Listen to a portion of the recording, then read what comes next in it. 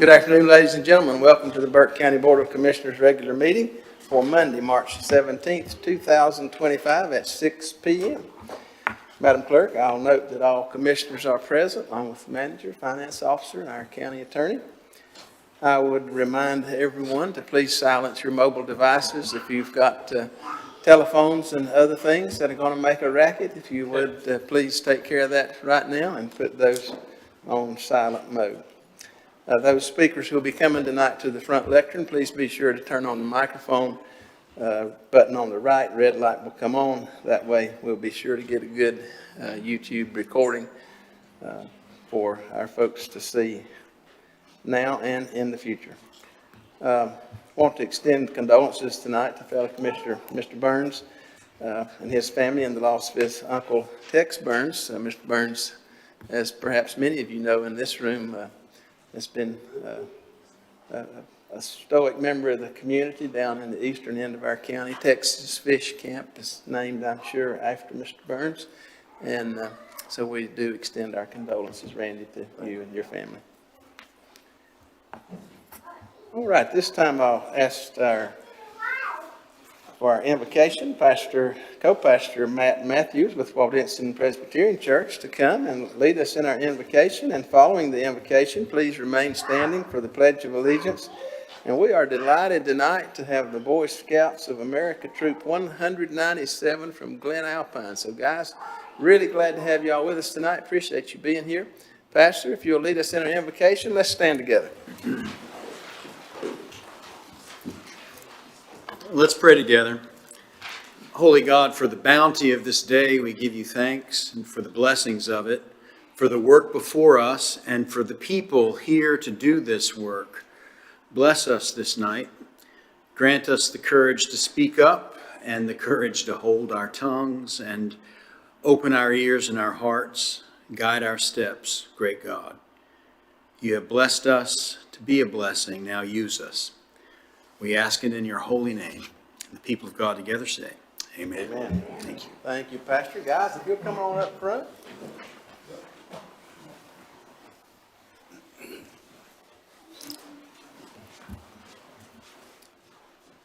We'll follow your leadership whenever you're ready.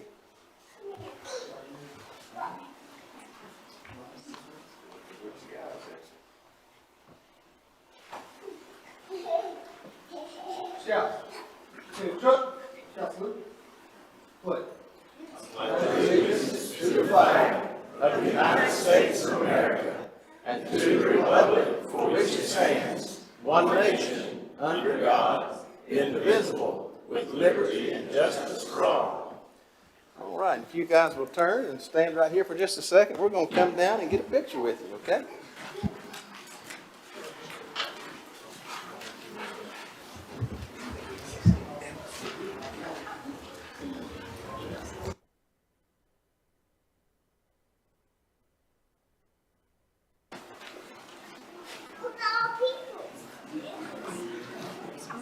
Everybody ready?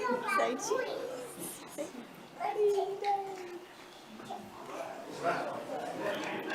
Thank you.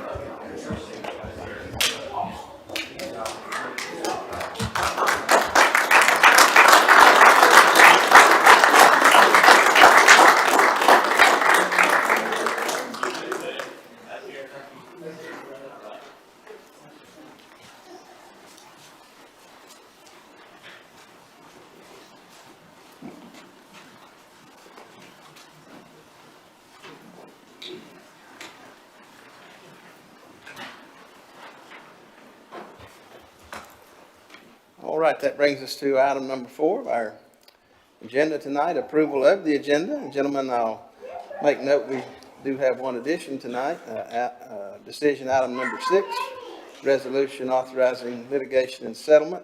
So with that addition, I would entertain a motion to approve the agenda. Mr. Chairman, I move that the agenda be approved with the amendment. Thank you, Commissioner Burns. All those in favor signify by the uplifted hand. 5-0, Madam Clerk. Have no minutes to approve tonight. Moves us to item number 6, presentations. Have several presentations tonight. First one coming from our county manager, disaster recovery update, and we'll recognize Mr. Eckley at this time. Evening, Mr. Eckley. Mr. Chairman, members of the board. Thank you for this brief moment to give an update and a briefing to the board on our disaster recovery efforts. As a reminder, this was originally presented at pre-agenda, and we were seeking guidance at a staff level about the next step in our recovery efforts, which was specific to private property debris removal and waterway debris collection, and trying to navigate really how the board wanted to proceed with moving into that next step. I want to give you an update there, but we also have some more relevant data, so I'm going to walk back through this presentation. As a reminder, I think it's there's new things happening every day. We're getting further in the process, new challenges are being conquered, and so I always would be remiss if I didn't start by saying how indebted we are as staff to the board for your leadership and support. The last 6 months have been a real challenge, a real test of our organization, of our stewardship.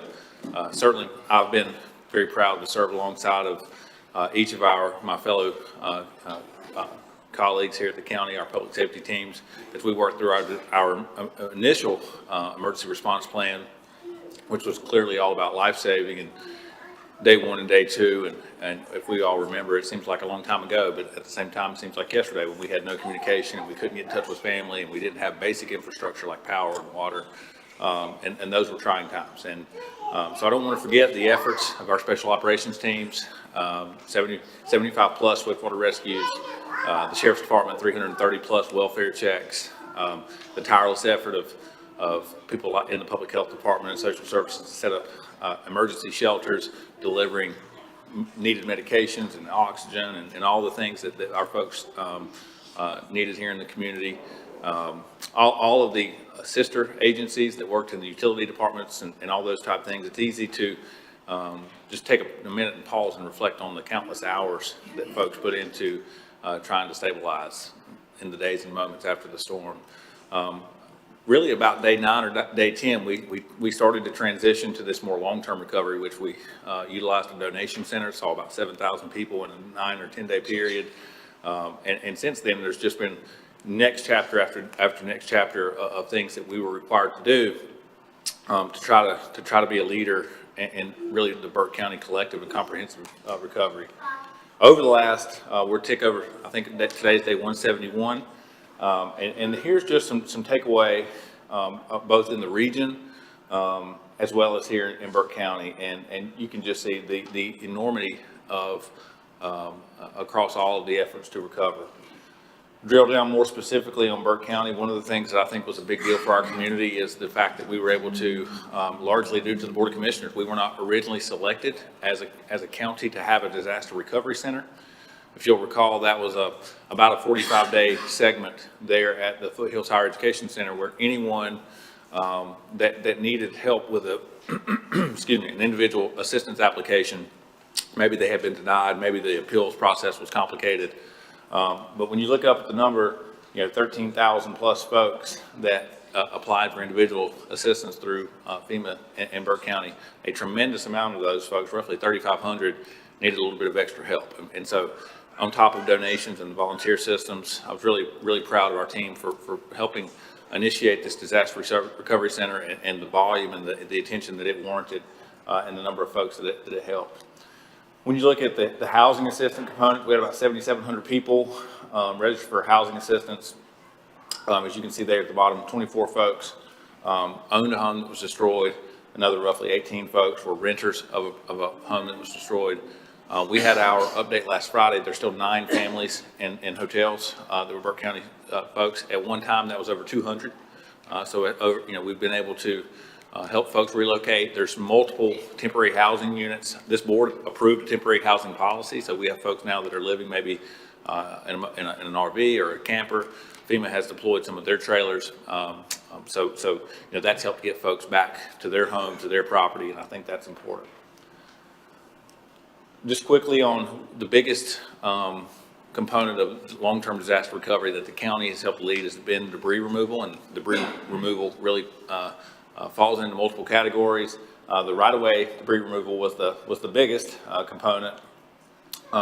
And we partnered with Debris Tech and SDR to do the monitoring and the collection here in Burke County. We've used 4 alternative debris sites. So what that means is these are FEMA permitted. There's a pretty extensive application that has to be processed and approved. And anything that's picked up from the right of way, but whether it be construction, demolition, vegetation, or white goods, that ultimately is going to be something that's part of the county's public assistance application process for FEMA, has to go through one of these permitted sites. You're familiar with, when we first started, we had a 3.5 acre site at the landfill. That was the only thing that had been pre-approved and permitted, and we knew within 24 hours that that was not going to be enough space, so we immediately permitted an additional site at the landfill. And since then, we've tried to use 2 others, with 211 East Fleming being our most recent. And honestly, that's been a really important component. We've tried to manage this debris collection with as much efficiency and proficiency as we possibly could. One of the reasons is, and we'll talk about this later, the federal administration granted a 180-day grace period where there were no costs to be absorbed by the local county. And so we've had a very intentional target since we began this, of getting a contractor mobilized in Burke County and collecting that as quickly as possible, so that we at the county level did not incur cost. The reason 211 East Fleming was such a critical, played such a critical part is during the most winter months, December and January, where you have extensive rains and the ground is soft, just having an impervious surface that we could continue to operate was critical. So we're grateful for all of these partners, but our most recent one really helped us hit our deadlines. As of today, we have about 20 trucks running today. We've collected about 270,000 cubic yards. That was as of about an hour ago. Been really proud of our team. You can see here these dots are areas that have been the highest volume. We've tried to mark those. As we move through, we've utilized this debris collection hotline, which is a phone number that people can call and give us their address. That's what populates this map. We've also had a QR code.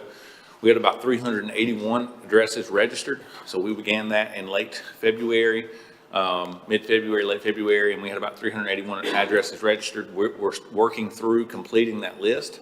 And it's a fairly detailed list. The majority of what is remaining are in gated communities. So for example, we had a heavy emphasis on several of the gated communities up around the lake today. Access to private property is a little bit more of a challenge. We have to get right of entry approvals and have signed contracts with the homeowners association or the property owners association before the contractors can enter their community. And so those have been staged for kind of the last process. So we're in that, what we think is 95th percentile, but we still, obviously the debris is more spread out. So it takes, the commute time is longer. You're not getting quite the economies of scale and the density that we did earlier, but we feel like we're making good progress. We are trying to pro forma and get a reasonable estimate on probably a small contract extension. The contract with SDR and Debris Tech expires on March the 25th. So there will likely need to be some level of an extension. Two things really drive that extension. One is the addresses that have been called into the hotline that still need to be collected. We're going to make sure that we get all of those. So if folks got their address registered by the deadline, we're coming. And trying to pro forma the amount of days that will require. So for example, if we're able to hit 15 or 20 addresses per day, we can reasonably pro forma the number of days required to collect that. Then we have the reduction of the material, the chipping, the grinding. We can do about 3,500 cubic yards per day. So that gives us some idea of how many days to pro forma out on when that will be fully complete and then disposed of at the landfill. So working on that, we'll likely bring something back to the board, but the original contract does expire on the 25th, and so we'll be looking for some short-term contract extension, which is happening all across the 24-county region. Some folks are going out as far as June. I don't think ours will be anything like that. I'm imagining a couple weeks, but we're working on that, and we'll follow up with the board. I'll transition to one of the other chapters that is being managed actively, and this is the home mitigation block grant. We have 18 properties in Burke County that have filed application 15 of those 18 come from 3 neighborhoods. So there's high density in these areas that were more impacted by flood. I think all but 2 are pursuing acquisition. 2 are applying for lifting of their home, where they actually come in and take the home off the foundation, raise that elevation, and put it back in a more in a more proper way that's less prone to future flooding. But as a reminder, the Home Mitigation Block Grant is a process that the State Department of Emergency Management has an intake application process. If you're in the 100-year or the 1% floodplain and you meet the qualifications, they give you several options, and your home was substantially damaged. They give you several options, one being, and I think the most common, is acquisition, where they buy your property at pre-storm market value. That does require an approval at the aggregate level by the Board of Commissioners, because that property will be taken off the tax scrolls in perpetuity forever. But they can also give you repair dollars in certain limited situations, and then also what I mentioned, which is this elevation effort, where you literally raise your house to make it less at risk for flooding. That's just an example of what that looked like, because that's a pretty unique process. The other thing that we know that we've been working on is on January the 2nd, we sent out from our tax department, as we always do annually, personal property tax forms and listing forms. This year, what was a little bit different because of the storm, we also sent registration applications for folks whose property may have been damaged by the storm and not repaired by January 1st. So for example, maybe a tree fell on your home, maybe you had flooding, but it wasn't to the extent that home mitigation was the right option, but you think that your property value has been impacted or impaired in some way. We wanted to make sure that we gave every taxpayer the opportunity to record that and for us to evaluate it. There was a tick over 400 applications that came back. We've been able to work through just about all of those in-house in the department, informally with the taxpayers. And I think we should be in line to complete that probably first week in April, have them all completed and reviewed. There'll be a couple that may go on to the next level of appeal and ultimately to the Board of E&R, but generally the vast majority of them, we've been able to arrive at a reasonable adjusted value based on percentage of completion method. So similar, if in prior years, absent of the storm, if a home had caught on fire, for example, there's still structure left. We use the valuation methodology similar for that. This was our original preliminary damage assessment report that has largely proven to be accurate. So literally in the hours following the storm, we had tax assessors, building inspectors, environmental health agents. We had I think that there was about 15 or 16 county employees that deployed from the 911 center, our acting EOC, to begin to put together this preliminary damage assessment report. And this was so critical to both FEMA's public assistance and individual assistance process. But it also helped us with our tax value impairment evaluation, and largely most of our the informals that came back aligned with this map, and that really helped set us up. And generally, I think what we're expecting right now is about $5 to $6 million of residential impairment and somewhere between $20 to $25 million of commercial tax value impairment. Most of what I've presented to this point has been impacted individual families and has been more focused on the person. Burke County government has also been working through an extensive public assistance review process, and I'll tell you, there's a manual that's called the Papa G. It's the public assistance manual. You can Google it. I think they're on version 5. It's about 500 pages. And prior to September, most of us had never heard of that. And it has now become a living doctrine that we read and use every single day. And it talks about the documentation that's required, the forms that are required to pursue this, this reimbursement process. There are multiple categories. Burke County will ultimately qualify, I think, for 5. Billing is about 45 days behind, so these numbers are not quite up to date. But when you take a snapshot, we were a tick over $5.1 million. I think that probably grows by another 15 or 20% before it's all done, given the amount of debris that we still have outstanding in the reduction. And that's why it's so critical to make sure that our documentation is in line and that we're capturing and recording those costs, because they literally, it's an ongoing audit process, and it is more detailed and intense than how I even know how to describe it to you. But it is not just, we used a generator. It is the brand of the generator, what's the serial number, what type of gas did you put in it, and how many hours did you run it? And that is the truth. It's that level of detail. So I'm incredibly appreciative of our staff. Our incident management team continues to meet multiple times a week and work on this from an administrative perspective. I think that we've positioned Burke County to be in a good spot. And again, our sole goal and focus has been to prevent any financial outflow to the extent we can within this 180-day window. And to this point, I think we've accomplished that. What we were talking about 2 weeks ago, as far as emerging issues, and remember this presentation was originally directed so the board could give direction on waterway and private property debris removal. As it relates to waterway, we have a lot of blue line streams in Burke County. And that is the next phase of our long-term disaster recovery efforts. And we know that streams that have debris in it raise the risk for future flooding, and it creates a lot of public infrastructure harm if those things were to come loose and then damage bridges and communication towers and roads and those type of things. So really there were two options for us as we moved into that next realm. And as an example, we did hire a private drone pilot to fly just the Catawba River, which we estimated to be about a little under $900,000 based on the debris they saw. Generally, that's calculated by going to areas of public infrastructure risk and going 1,000 feet upstream and 1,000 feet downstream and monitoring and calculating the amount of debris. It's very expensive because you're not only removing it from the waterway, but once it's removed from the waterway, you have to collect it from a right-of-way collection. So it's kind of a two-legged cost center. But ultimately, it also made sense to us to try to pair that with this, what I think is the final phase of private property debris removal, which is where you actually go onto private property, and whether it's structures that are damaged or trees that are still down. Largely, this is the final cleanup effort for material that may be remaining on private property. And the reason it pairs well with waterway is for right of entry. Most of the entry points into the waterways require crossing private property and agreements with landowners.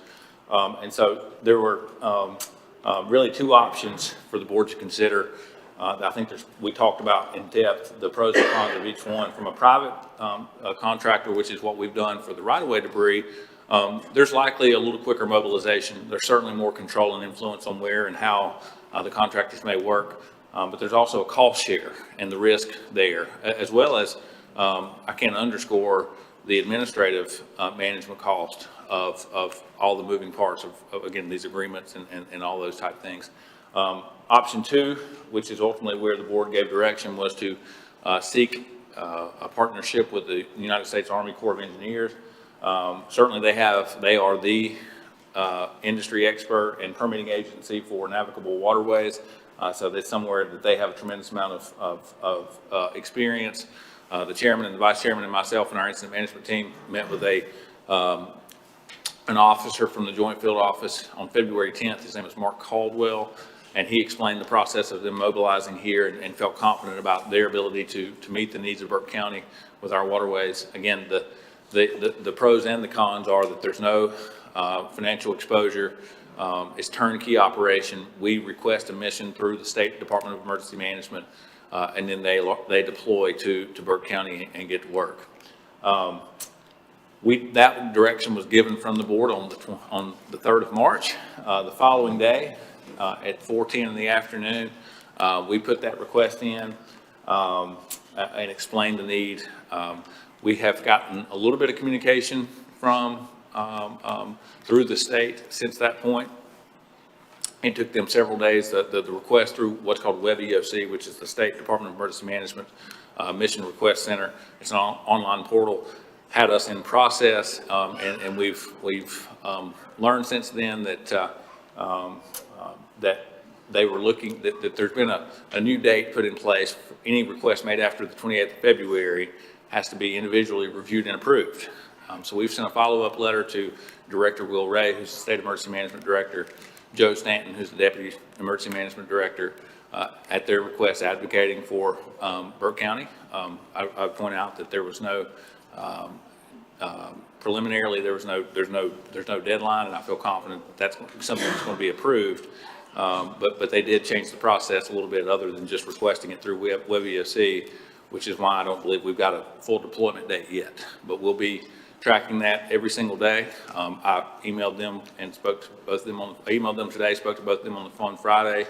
And we're looking forward to figuring out when they are going to have mission assignment for Burke County. So, with that, Mr. Chairman, I'm happy to answer any questions you may have, and I appreciate, again, the support and the time of the Board of Commissioners. Thank you, Mr. Manager, for that review. Any questions for Brian on this item? I've got a question. Mr. Chairman, Brian, thank you for everything you guys are doing. This cleanup thing with the Army Corps of Engineers and stuff like that, are we working with the whole state on the whole Catawba River system doing this? Is it been, because they got the water transfer coming up and all those things, it just seems like to me now's the time for us to get all this right down the Catawba River, just in Burke County. I mean, is that working like that with them, or is it just specifically us? So, obviously, the Catawba River expands multiple counties. Our request would be for navigable waterways inside of Burke County. And again, when we partner with the Army Corps, they're not going to ask us where to start, how much to do, is this approved or not approved. They're largely a turnkey operation, so it's hard for me to speak to exactly how they deploy and operate. But I can tell you the same rules that apply to a private contractor apply to them. So what I would expect them to do is largely just go to areas of public infrastructure. That's primarily bridges, but that could also be water intake for municipal systems. They go up the stream 1,000 feet, down the stream 1,000 feet, and anything that's not organic to that waterway, they remove and clean up. I don't know internally if they communicate and coordinate, as the Army Corps may be working in multiple other counties. They certainly are. Caldwell, for example, and McDowell, they're working both of those places. Henderson, I think, Mitchell, several. So whether they're using similar command staff and coordinating there, I'm not 100% sure.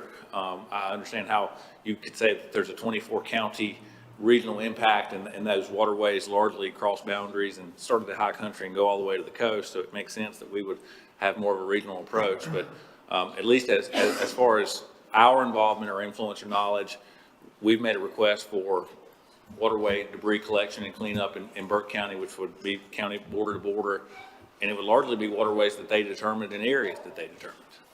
Does that answer your question? Yes, sir.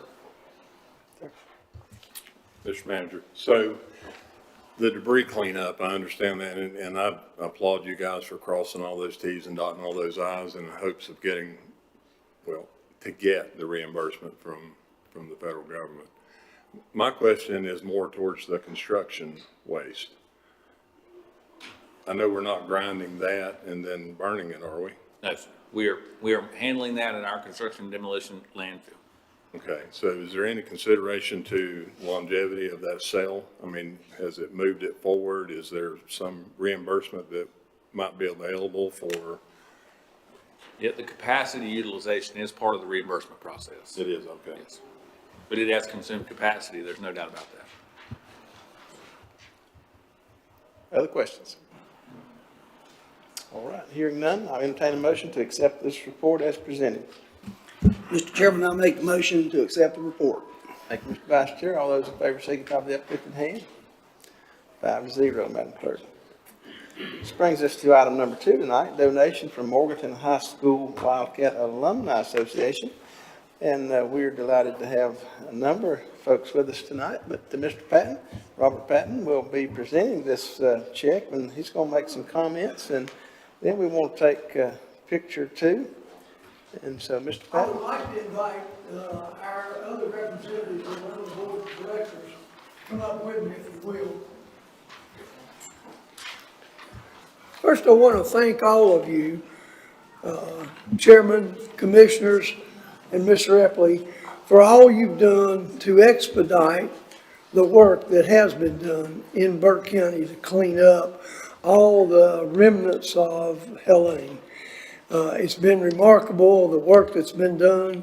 I know that you are the leaders, and I know that the reality is that our employees and the contract employees are the ones that are out there with the shovels and the backhoes and doing the work. But we really appreciate it, and that's our goal tonight, just to be here to tell you thank you. Our check is for $500.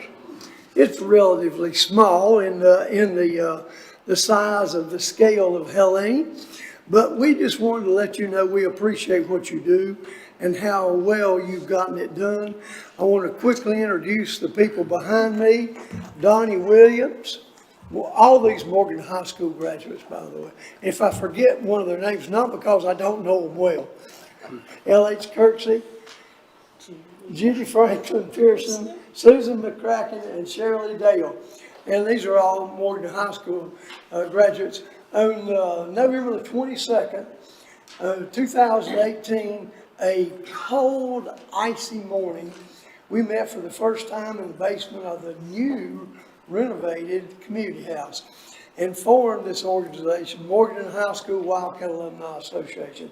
And our goal is to create some kind of permanent location on the Morgan High School property that recognizes and memorializes the fact that that school was there from 1927 to 1973.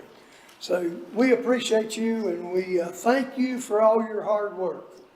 All right, thank you very much. And this presentation couldn't have came at a better time following our manager's report on the devastation of Helene. And we have in our audience tonight numbers of county employees. And I'm going to ask you guys that really are doing all this work, all of our county employees, if you don't mind, please come up and stand in front of our platform here and get with these guys so we can make a picture of the folks that really have made all this possible. And the manager alluded to that during his report. But don't be bashful, guys. Come on up here. We know that you're county folks. You guys come on up. Come on up right here where we can get a good picture.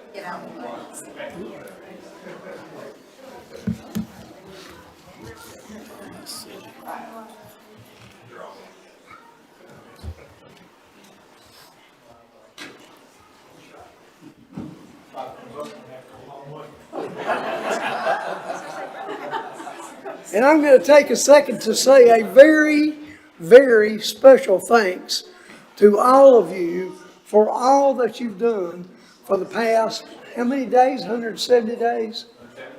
171 days. Thank you.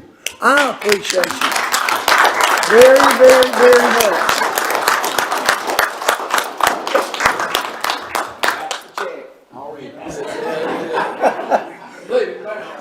The check is in two parts, by the way.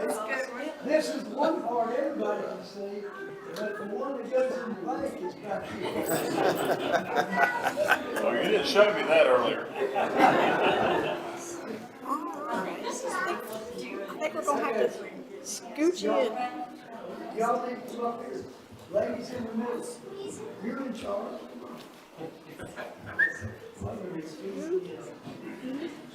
Scoot.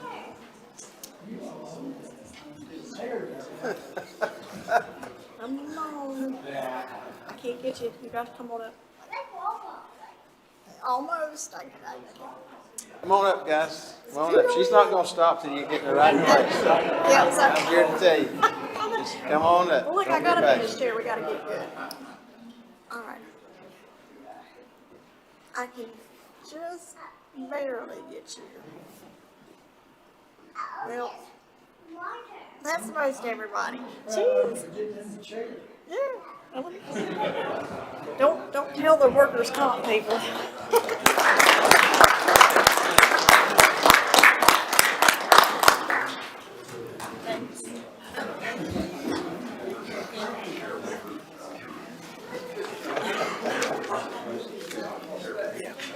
Thank you, Mr. Patton. Thank you, Mr. Patton. Thanks, sir.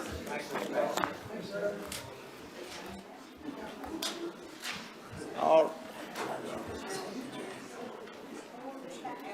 With that, ladies and gentlemen, I'll entertain a motion to accept the $500 donation from the Morganton High School Wildcat Alumni Association as presented.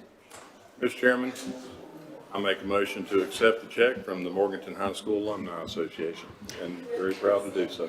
Thank you, Mr. Burns. All those in favor signify by the uplifted hand. 5-0, Madam Clerk.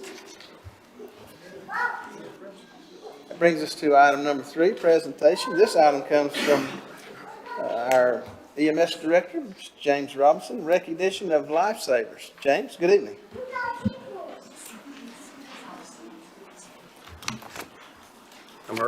Good evening, gentlemen. Thank you. Obviously, we brought a room full of families here because it's not just about what we do every single day. It's the recognition that the families actually get to take back and be appreciative of the amount of time, effort, and energy that their family members spend away from them. So that's really important to us. Obviously, we want to make sure that we demonstrate for you as the commission and for the citizens of Burke County that we do have value and that the commitment that we have is seen in the performance, and we meet all 5 of these areas, I feel, tonight.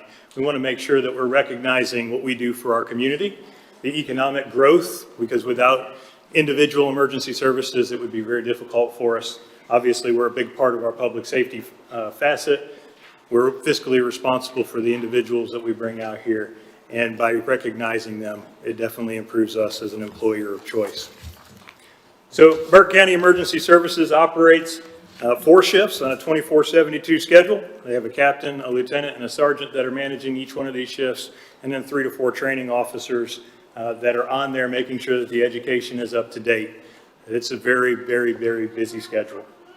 Some important facts that I think are for each of us to recognize and understand. Sudden cardiac events, that 1,000 of them happen every single day across all ages, and most of those events are out of hospital. So that makes a difference because you don't have all the staff at the hospital.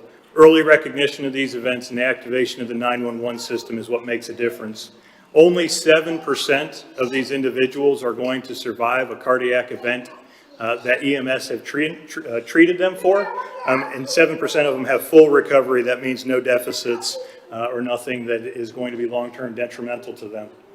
What makes that difference is that activation of the 911 system. And I think it's important to recognize that North Carolina is one of the highest in the nation, 42.9% activation with bystander CPR. These individuals that you see in the gray shirts go out and teach hands-only CPR in communities, at churches, college events, fire department events across this county, and they do it because they know that it makes the absolute difference for each and every one of the individuals. So tonight, first we're going to recognize some CPR and what we call ROSC, Return of Spontaneous Circulation, saves. So there's going to be 3 different events that I'm going to talk about here, and then we're going to bring all the individuals up. Commissioner Burns, if you will also come up and meet with Deputy Director Hood. I do have recognitions here, and I'll be naming some Morganton Department of Public Safety as well as some Sheriff's Department members. All of those were busy this evening, either in training or in response mode, so it's going to be a little bit difficult for those individuals to be here. So the first event I'd like to discuss is on 12/6/2024 in Rose's Shopping Center. A couple were in there, they were shopping, and the gentleman, the husband, suddenly collapsed in the middle of the store. A bystander that we never caught the name of, who was a nurse here at a facility, that was the most that we ever learned about her, started instant CPR because she recognized that the gentleman was in cardiac arrest. Upon the arrival of our crews, the gentleman did have a return of spontaneous circulation, and he was extremely confused of the whole entire event. Upon further review, and we'll talk about STEMI coordination here at the very end of our presentation, our crew identified that he was having a heart attack, actively having a heart attack, and he survived a cardiac arrest because of quick CPR. He was transported to Fry. Fry was able to place a stent in that, and he was able to completely recover. On 1/28/2025, a cardiac arrest at home. A female patient, upon arrival of our crew, she was going to go to the hospital on her own, but when she got in the car, she went into cardiac arrest. Family members started CPR, and upon arrival of EMS personnel, we continued CPR, and we were able to get ROSC for this individual. The same on 2/5/2025, a male patient with unknown problem. Morganton Department of Public Safety arrived on scene first. They initiated CPR, and this individual, we were able to obtain ROSC. Now, one thing of importance, for us to identify it as a life-saving event, that individual has to live 48 hours past their cardiac arrest. As I mentioned, 7% of these individuals will have no negative effects. Out of these 3, one of those was 100% successful with no long-term effects. The other two individuals, we were able to provide family with the opportunity to have closure. And sometimes that means as much as anything for some of these families. So I'd like to recognize from the 12/6/2025 call, unfortunately, we don't know who the bystander is, but I would like to give her recognition for her efforts in doing CPR and saving a life. First responders on the scene was Chief Wes Taylor from the Rescue Squad. Morganton Department of Public Safety officers Brad Buchanan, Mike Ziegler, Justin Dale, and Stacy Huffman were on scene. And from EMS response, Cam Harton, James Deal, and we had a student that was working that day, Stephanie Smith, as well as Lieutenant Zach Williams. If you guys will come to the front, please. From the 1/28/2025 cardiac arrest, we had a response from Lake James Fire Department, and many of our responses, as you will tell, are coordinated with first responders here in our county. We could not do it without the volunteers that respond.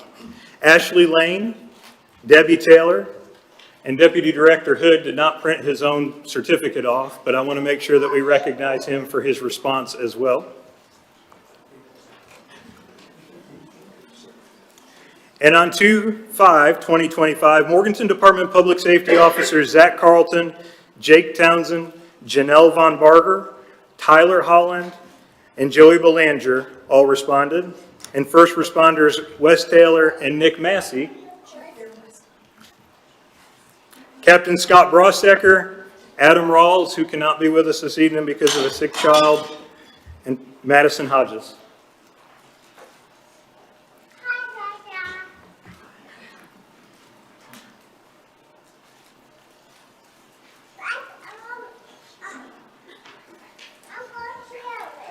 I want to point out that most of these individuals that you see standing before you this evening are on shift or ready to respond at a moment's notice for any call that comes out. So I do want to recognize their sacrifice away from family again to be here and their response mode.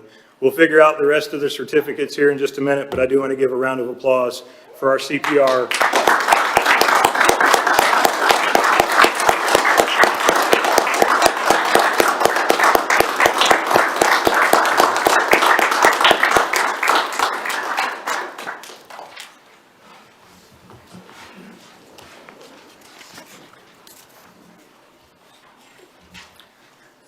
And I will ask our CPR saves to stand to the side because I'll get a big picture at the very end.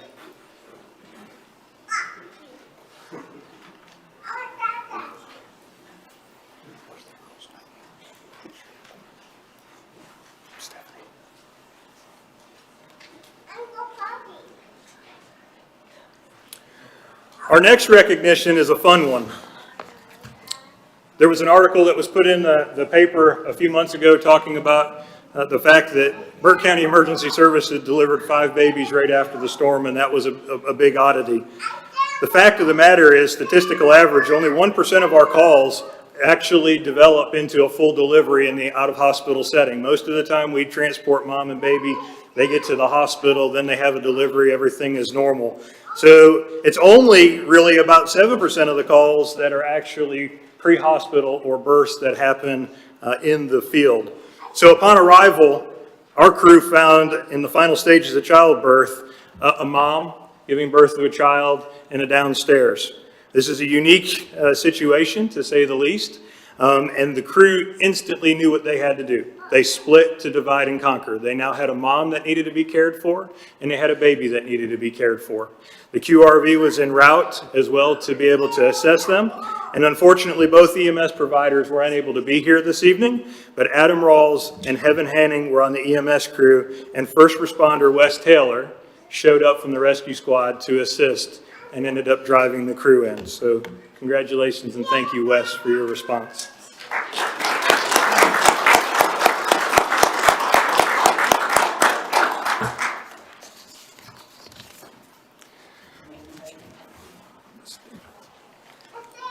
Right there on the corner, John. Last but not least, sometimes we take for granted that we don't really know what it is that we're put in one particular place to do, or what the timing actually looks like. I'm really pleased with this evening because I've watched this young man develop into the young man that he is now. I actually was fortunate enough that I taught his EMT class when he was going through, and I've seen him make several life and career changes as he has gone. So on February the 15th, 2025, Kamani was driving down the road after working his shift on Crew 50. He just happened to be in the right place at the right time. He came across a vehicle right out here in the intersection that was parked with the door open, the four-way flashers on, and a gentleman unconscious behind the driver's seat.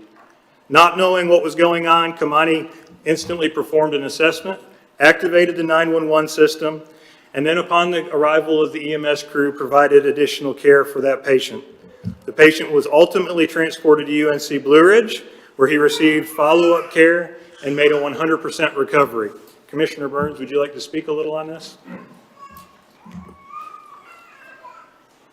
So there were a lot of circumstances that just kind of happened that night. I happened to be in the ATM line behind this gentleman that night, and I watched him get in and out of his vehicle. He didn't park close enough to get there.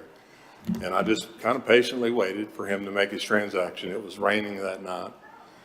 And when he finally drove away, I pulled up and the ATM machine was saying, "Would you like to continue your transaction?"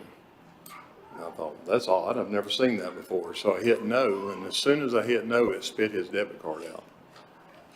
Well, I made a few calls, searched around. I finally got the gentleman's address. I drove to his house 2 days in a row to try to give him his debit card. I left a card with one of his neighbors.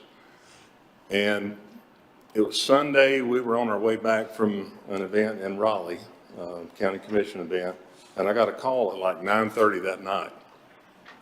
And the guy introduced himself and he said, "I understand you have my debit card." And I'm like, wow, it's been days. I mean, it was President's Day on Monday. The bank was closed. I had tried to turn it over to them at that time. And I mean, it's the grace of God that I was 15 minutes away from bringing the county vehicle back to leave it. And he just happened to be at the bank looking at the ATM machine. And he met me across the street there at our Avery building. And I said, "I didn't get a good look at you. I'm going to have to ask for a identification before I can give this to you." And he pulled my business card out of his pocket. And I thought, that'll work.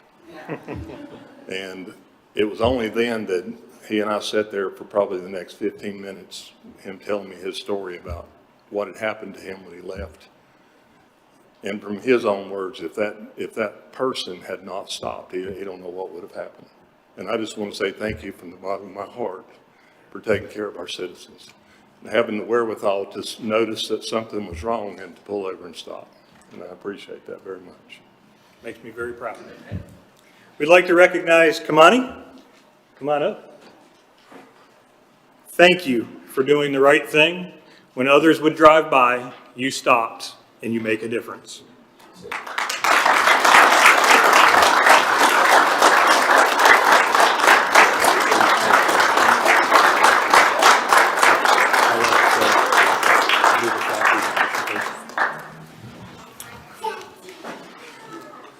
Last but not least, I do want to take a moment to recognize that a lot of our cardiac care, our STEMI recognition, there is countless hours of training that goes in.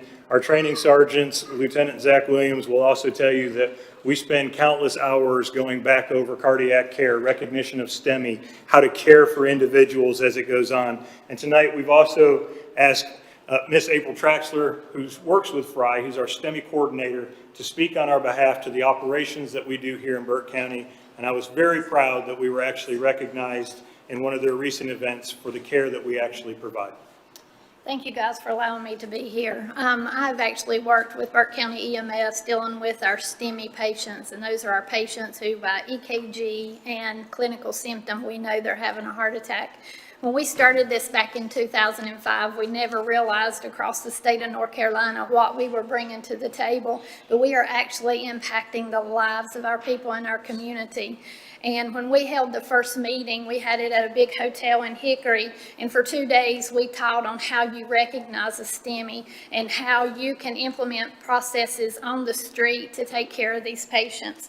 And I will say Burke County took it by the bull, because even at that time, we did not even have 12-lead EKG machines on every ambulance. We have now come full circle to where we have EKG machines. Even some of your fire departments have their own 12-lead EKG machines, and they know how to apply it. So when your team's coming in the door, they push a button and they're already seeing what's going on with their patient.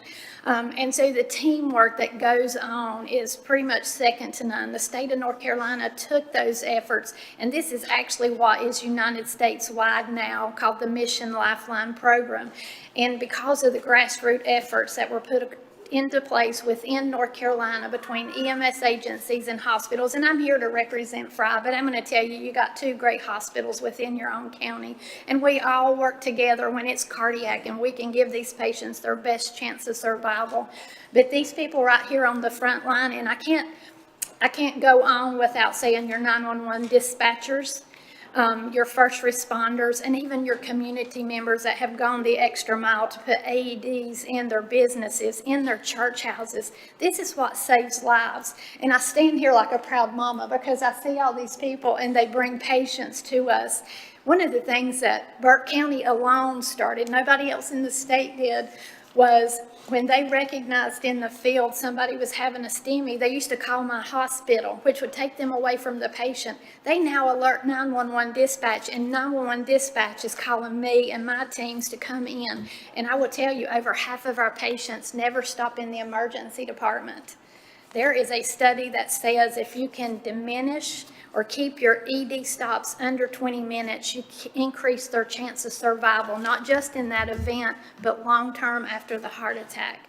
So by me being here today, I want you to understand that you really have got your return on investment. When you approve budgets for these EMS agencies, they're not willy-nilly asking for piddly things. When they ask for the auto pulse to do CPR on people or a Lucas device and they need those dollars, the Lucas device is not the end-all be-all, but I'm going to tell you, if you're that family and your family member has died, sometimes that Lucas device gets return of circulation and it doesn't tire out your people, and they can be ready that once we get circulation back, we're in the truck and transporting. We're giving families closure, like James said. That means a lot to a family. So yes, we save people every day, but we bring families closer. And so I want to say thank you to you, but I want to say thank you to these guys, because I can tell you, as the little girl of a daddy who was a fireman and a first responder for many years, they leave lots of our events. So thank you guys for what you do. And go back and tell your families how much you love them, because I'm going to tell you, that little girl that you leave at the middle of a birthday party, she loves it when her mama or her daddy comes back home every time. So thank you for what you do. Just welcome.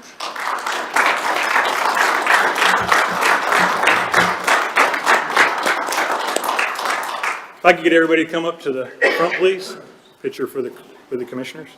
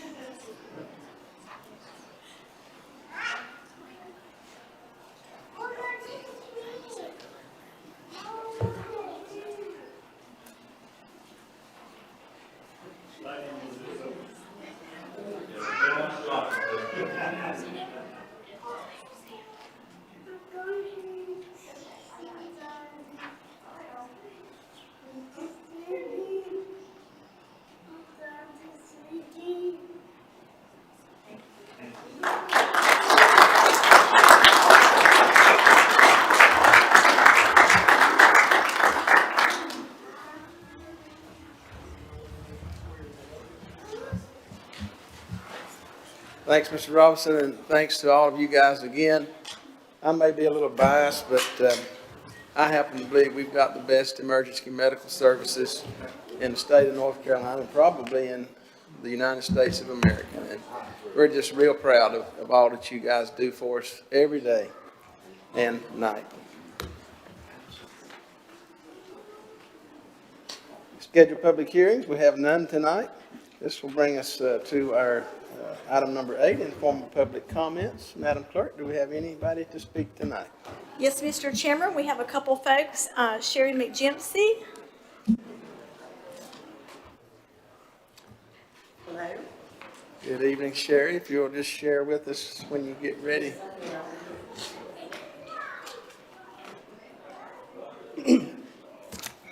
Hi, I'm Sherry McGimpsey, and I want to provide you with a little update on the status of our new PSR program, Brighter House. In 2022, with the help of Hugh Blackwell, Warren Daniels, Johnny Carswell, Scott Mullewy, initial funding was provided by grants and many loving donations from friends and concerned citizens. Why Brighter House matters. There is no stigma to having mental illness. Not getting the care and the support is the issue. Having a mental illness is not a crime. That's my only bumper sticker. And Kay has a little bitty video that I'm always asked to go to the CIT trainings as a mother because I love someone with schizophrenia. In search of resources for our son, I found the Clubhouse model, the PSR program, and immediately wanted to visit the original Fountain House Clubhouse in New York City. The Clubhouse model evolved from the original Fountain House over 77 years ago.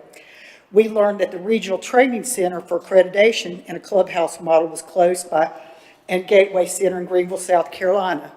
Returning home, I asked several local committee advocates that had experience in mental health services if they would visit the Gateway Center with us. David Burleson, at that time with BUCM, and Carol Irvin at Grace Hospital Mental Health Ward nurse, agreed to travel with us to experience the Clubhouse model. We needed to know if they saw what we had experienced at the original Clubhouse in New York City. During our trip, we were enthusiastic about bringing the Clubhouse model to Burke County. We soon discovered several other clubhouses in North Carolina and made visits to Adventure House in Shelby, Club Nova in Carrboro, Threshold Clubhouse in Durham. Each was unique. Adventure House was the first clubhouse established in a rural area, and that's international. That was international. And Club Nova was located right downtown in Carrboro, and with the help of their city and county, they were embarking on a building campaign to construct a brand new clubhouse right downtown Carrboro, which is now completed, and it is awesome. Threshold obtained a building from a closed church daycare program. They all shared one important element. Each one operates as a freestanding, independent nonprofit facility.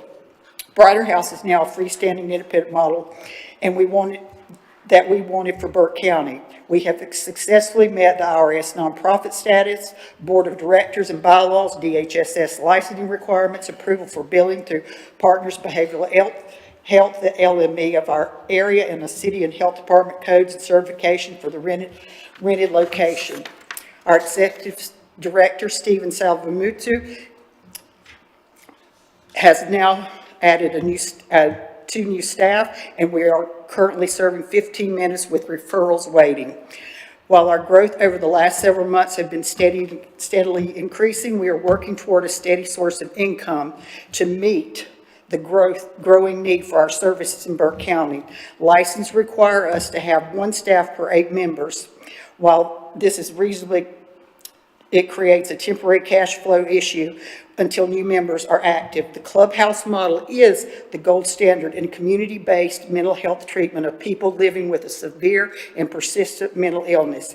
It has proven track record of being highly effective and cost efficient, providing reduced hospitalization rates, easing the burden on EMS departments, stabilizing housing, increasing rates of permanent employment. It is life-changing.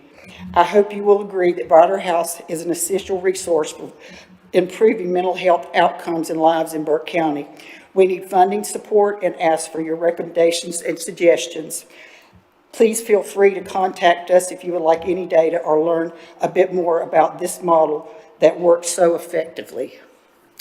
And the 4%, the clubhouses represents the 4% of the most seriously mentally ill. That's schizophrenia, bipolar, PTSD, OCD, and manic depressive.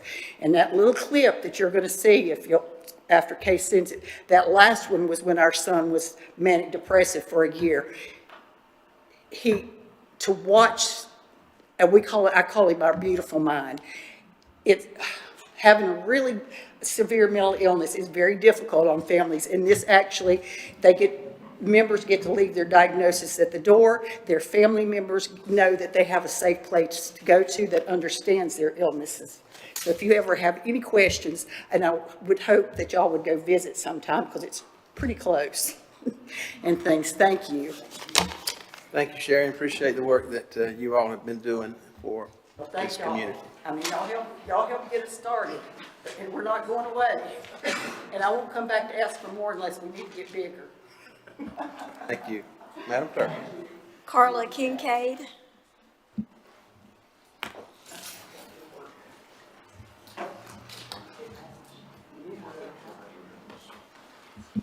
Teammate.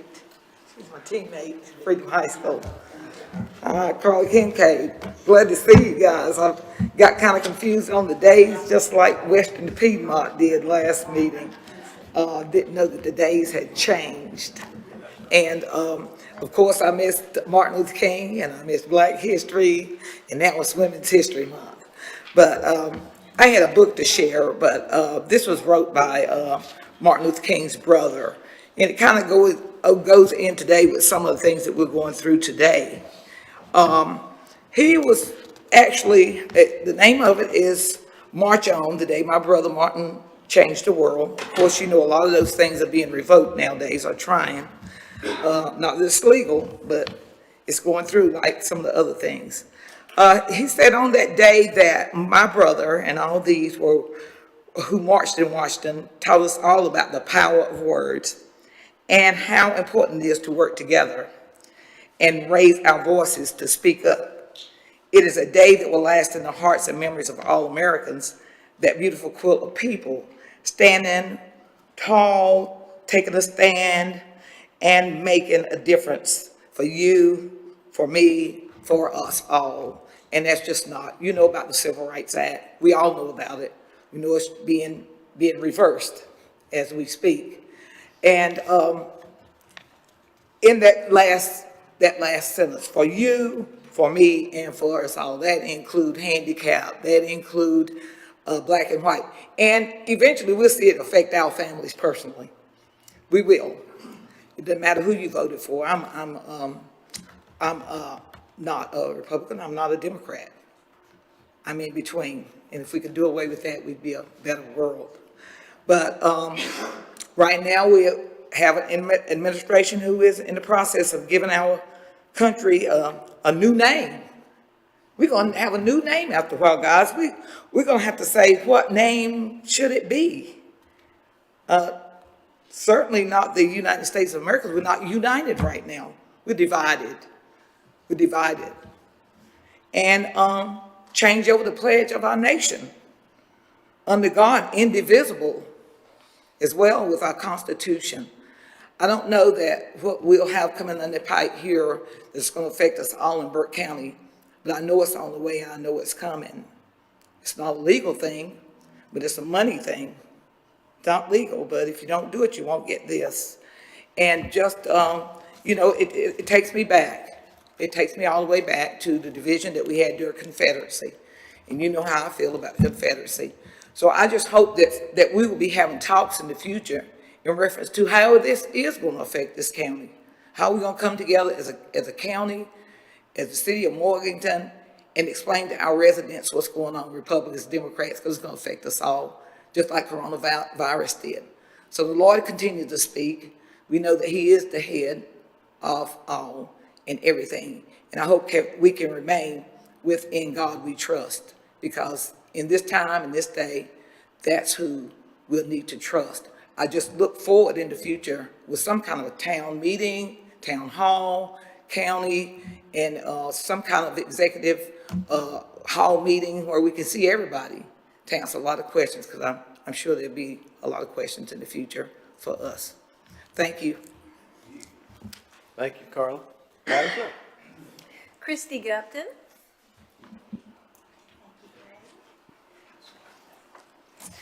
Thank you, Chairman Britton and Commissioners. In January, I committed to coming to talk to you monthly with just a tidbit of knowledge that I thought would help our community and our public health. So that's what I'm here to do again tonight.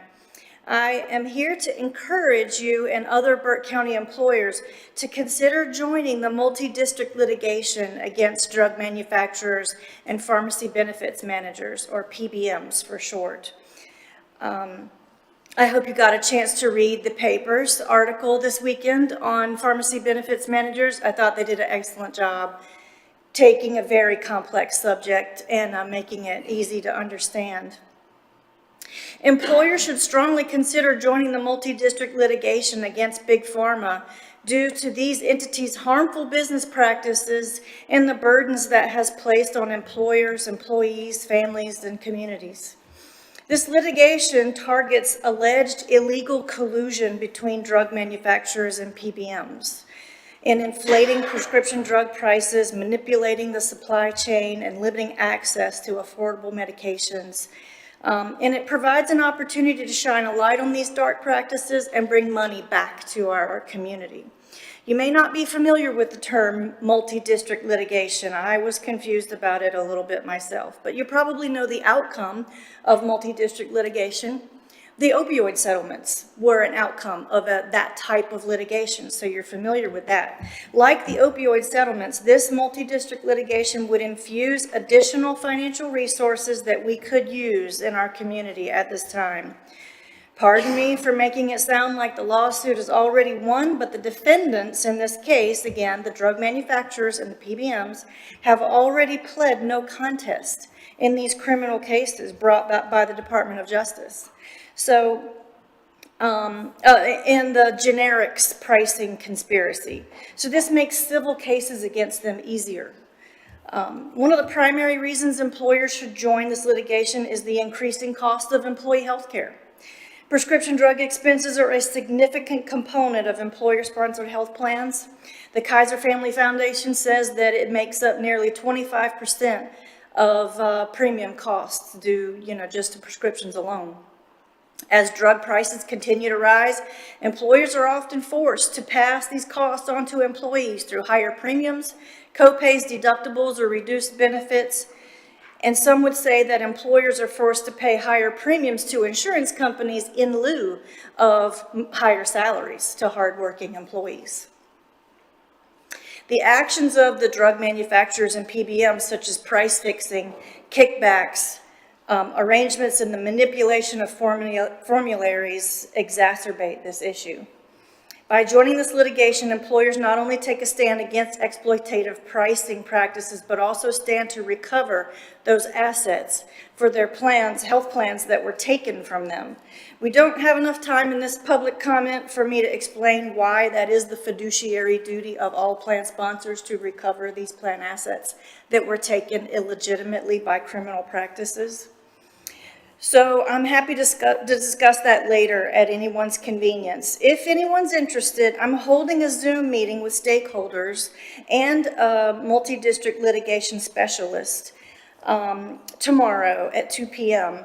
And I'm happy to extend an invite to anyone who's interested. So thank you for letting me bring this information to you tonight. Okay, thank you, Christy. Madam Clerk. That's all, Mr. Chairman.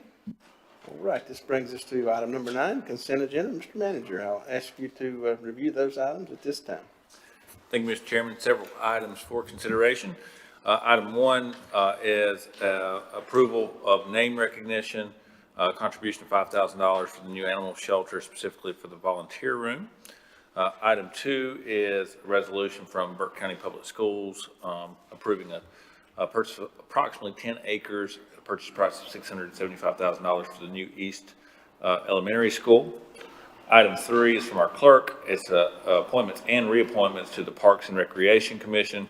Those candidates are in your packet for review.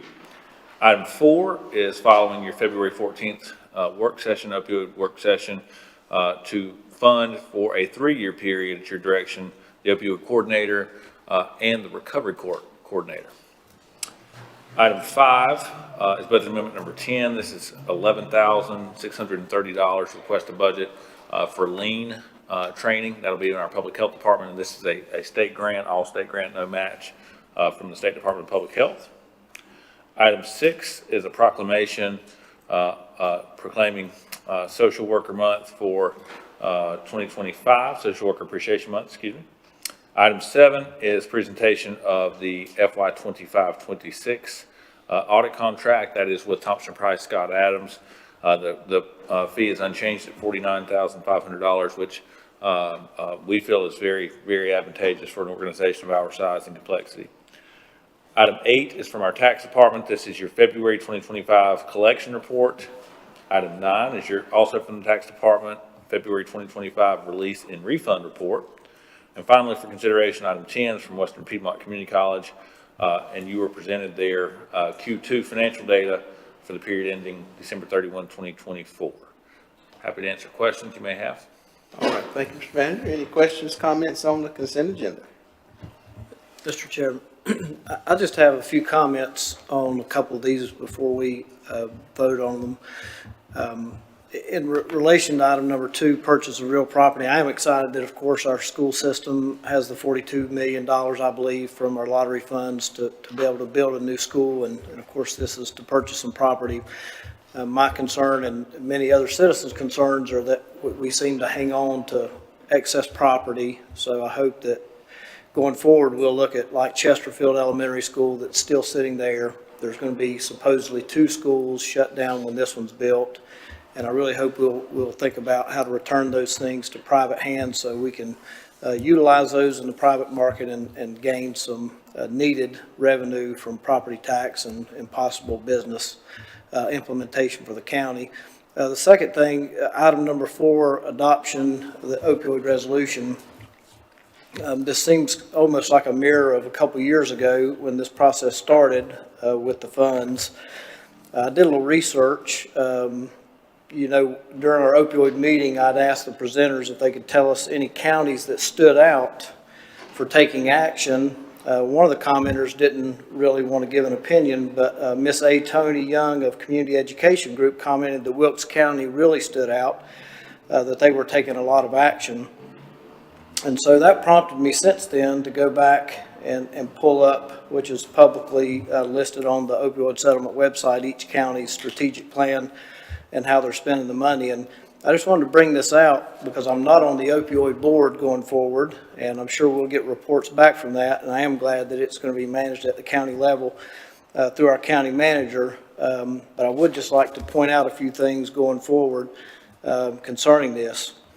For instance, Burke County, in the past, we spent $300,000 on 2 strategic collaborative 2 strategies is what it's called, and both of those were collaborative strategic planning. We spent one time $300,000 and another authorized $126,500 for a total of $426,500, and all of that was for strategic planning except for $10,000 for the overdose drug.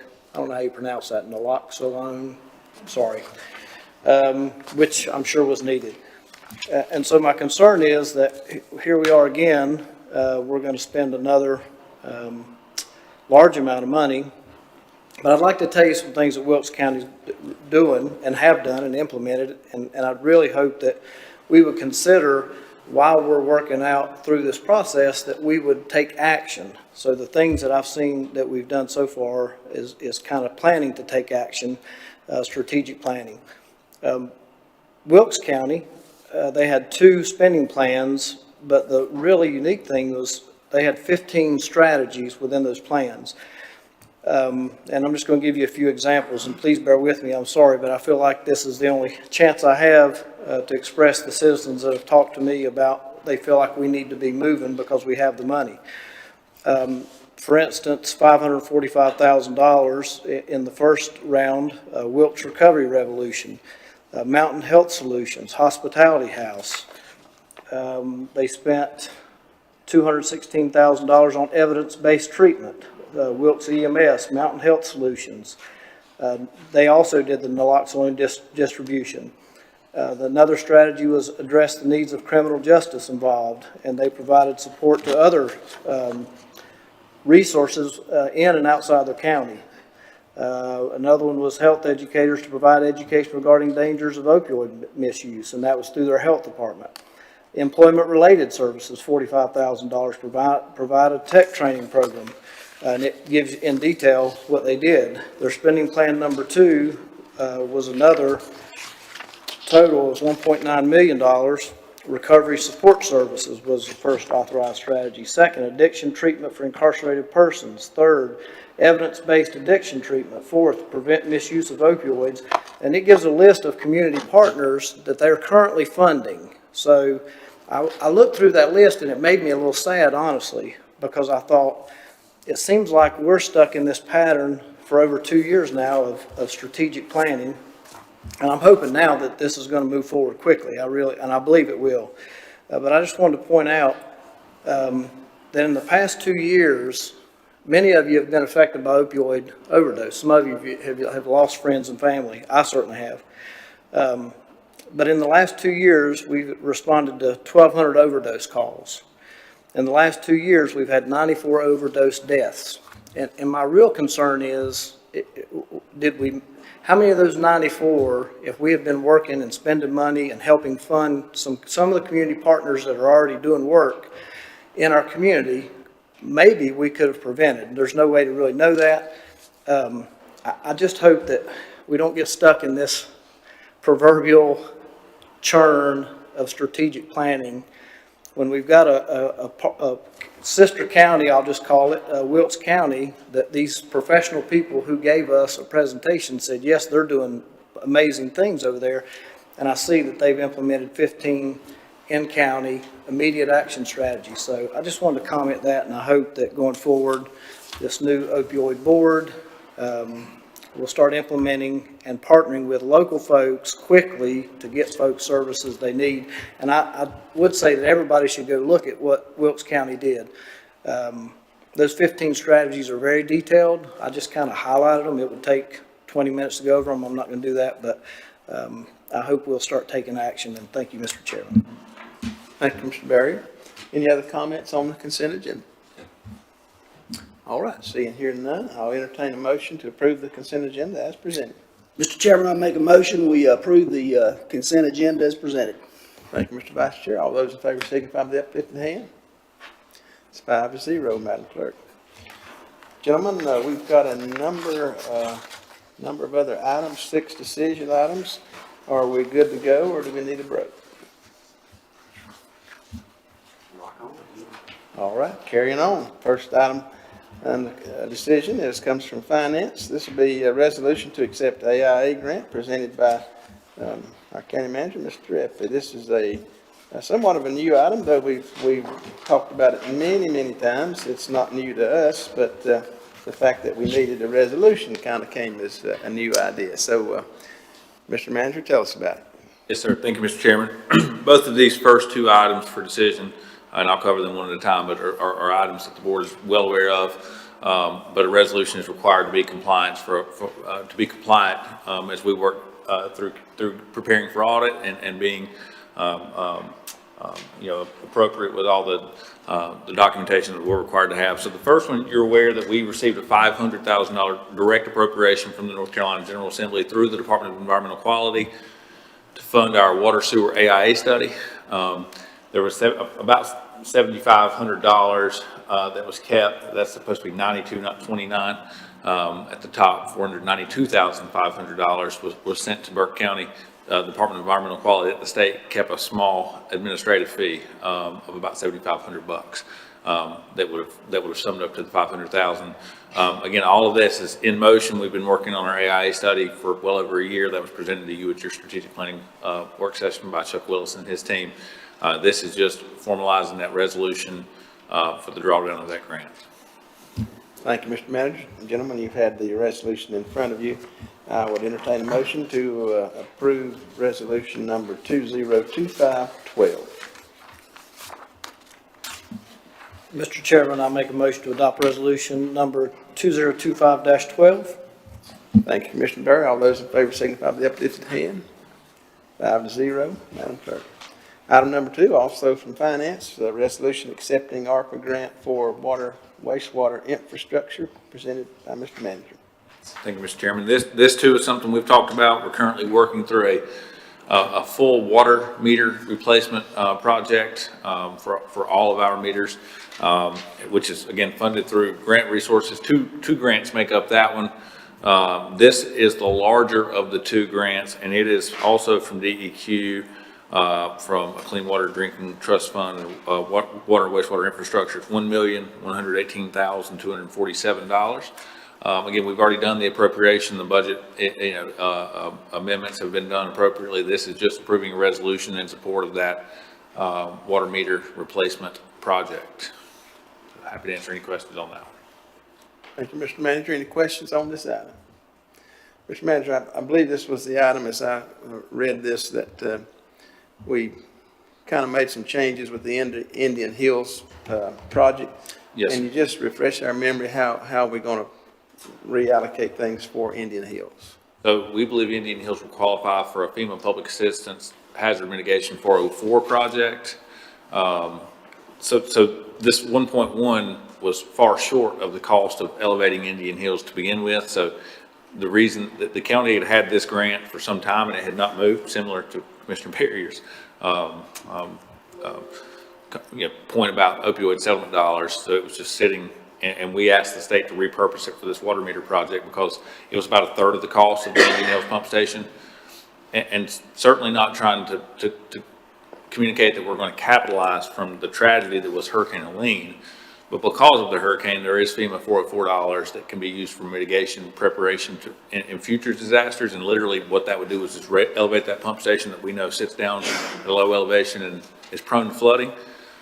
So 2 things. One would be there wasn't enough money in this grant to do Indian Hills. So reusing it for water meters is a critical need. But secondly, we believe that Indian Hills will be a mitigation target, and we begin that process this coming Friday. Any other question on this item? Hearing none, I'll entertain a motion. Mr. Chairman, I make a motion to adopt resolution number 2025-13. Thank you, Mr. Stroud. All those in favor signify by the uplifted hand. 5-0. Item number 3, also coming from the county manager, resolution personal property tax audit policy. Mr. Manager. And Mr. Chairman, with your permission of the board, I have all of these lumped together as one conversation, presentation piece. The board can certainly take independent action, but with your permission, I'll cover all 3 of them at the same time. Good. Again, we talked about this at pre-agenda briefly, but the idea is this idea of trying to get better, excuse me, to be more formalized, to be more programmed in all things that we do. Tax administration is certainly a big part of that. And all the things, generally what I want to talk about today is everything that we do in the concept of tax administration is governed through the North Carolina Machinery Act. But also want to point out the different components of the county's tax base. And then we've proposed some policies that I suppose creates a more uniform strategy and standard operating procedure for how we handle those different components of the tax base, specifically business personal property, present use value items, and tax foreclosures. Then I'll certainly be happy to answer any questions. So 105 is the general statute that governs taxation. I know that we've talked about this many times. In North Carolina, we are required by statute as political subdivisions of the state to adopt and use the ad valorem taxing methodology, which is, I believe, Latin for based on value. So that's not something this board has discretion over. I know that we've all talked about that in principle, that may not be the most defendable methodology of the more value of the things you own, the more you pay in taxes. But that's what counties in North Carolina are required to do, and this statute is what governs how that may be done. And it's handled the exact same way in all 100 counties. We tax the same way, similar with municipalities as well. When you look at the county's total tax base, it's about $10.8 billion currently. Excuse me. It's important, I think, to differentiate between the components. So real property, it's about $8.6 billion roughly. That's buildings and land, so structures and land.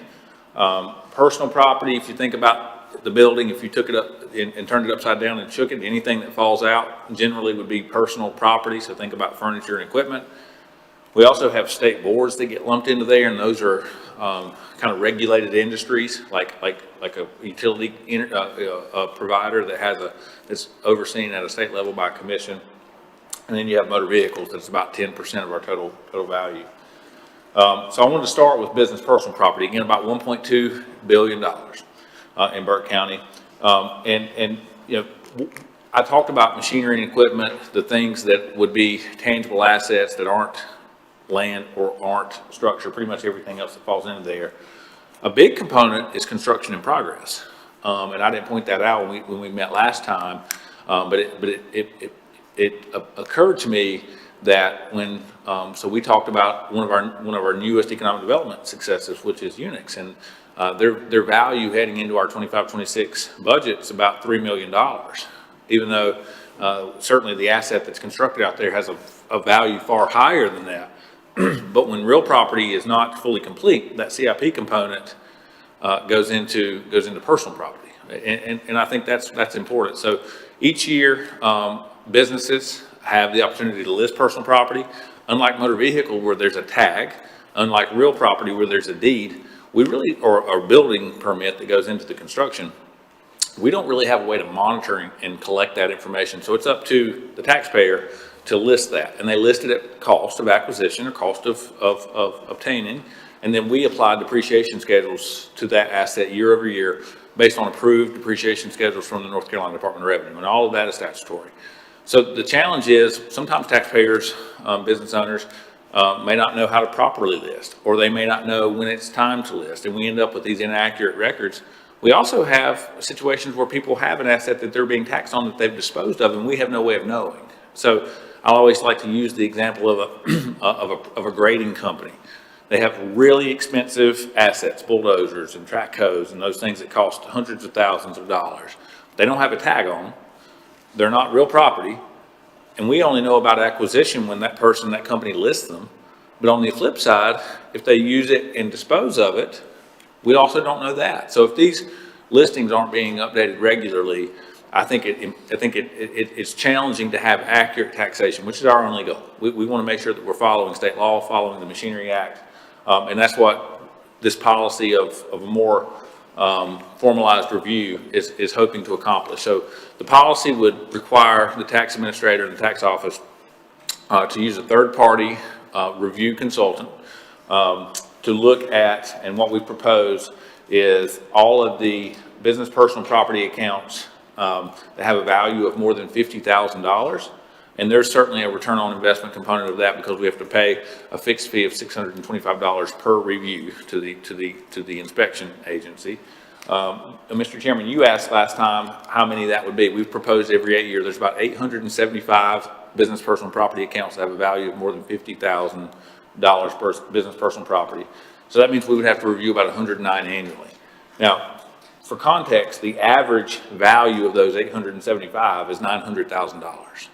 So 50 is the low, but the average is 900,000. So there's some fairly large machinery and equipment type accounts, but a lot of CIP in those values as well for companies that are expanding and relocating. For those accounts that are less than $50,000, there's about 3,900 of those.